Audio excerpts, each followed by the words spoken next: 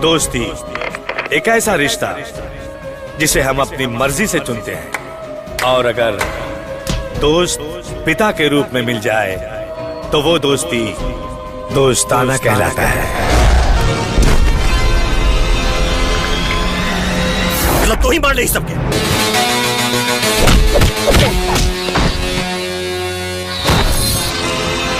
हमरा धंधा के एक उसूल है, जे हमरा बारे में जान गई वो जान से गई। निकाला रे, एकर भी किडनी गुर्दा सब निकाला।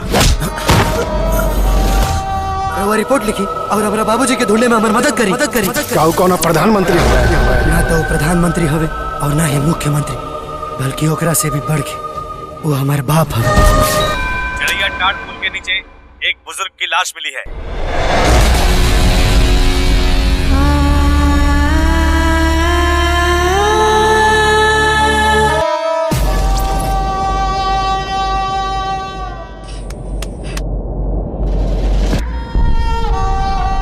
सदियों तक याद रही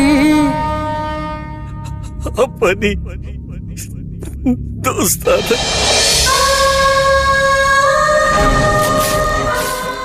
इस वीडियो को लाइक करें, हमारे चैनल को सब्सक्राइब कर बेल आइकन जरूर प्रेस करें हमारी न्यू वीडियो सबसे पहले देखने के लिए।